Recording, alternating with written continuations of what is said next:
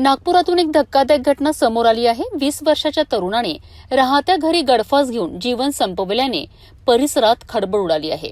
आयुष वामन हा तरुण नागपुरात हाऊसकीपिंगचे काम करीत होता। मूळचा भंडारा जिल्ह्यातील पालांदूर येथील रहिवासी असलेला आयुष आपल्या आई वडिलांसोबत नागपुरात राहत होता।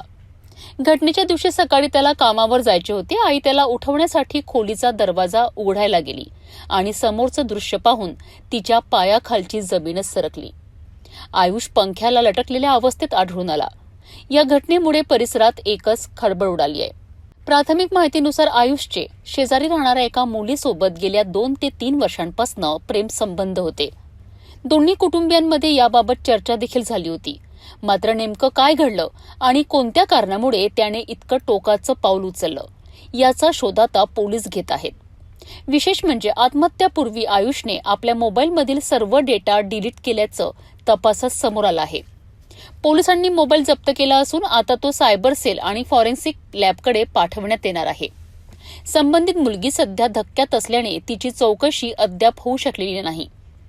मोबाईल डेटा रिकव्हर झाल्यानंतर या प्रकरणातील अनेक गोष्टी स्पष्ट होण्याची शक्यता पोलिसांनी व्यक्त केली आहे। जीवनातील कोणतीही अडचण, कोणतेही दुःख हे आयुष्य संपवण्यापेक्षा मोठं नसतं। मानसिक तणावात असाल तर आपल्या माणसांशी बोला, मदत घ्या, कारण प्रत्येक समस्येवर उपाय असतो।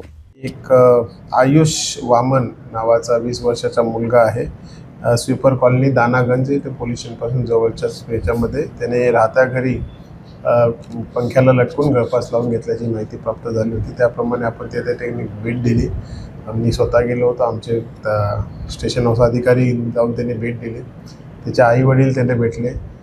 रात्रीच्या वेळेला त्याने गळफास लावून घेतला आणि तो देखील एक हाऊसकीपिंगचं काम करतो एका ठिकाणी। त्यासाठी त्याला सकाळी 7 वाजता उठवण्यासाठी आई त्याचा दरवाजा उघडला असता की त्याला ते लटकलेलं दिसून आलं। त्याप्रमाणे त्यांनी त्याला उतरवून हॉस्पिटलला नेला। हॉस्पिटलमध्ये त्याला मृत घोषित करण्यात आलं होतं।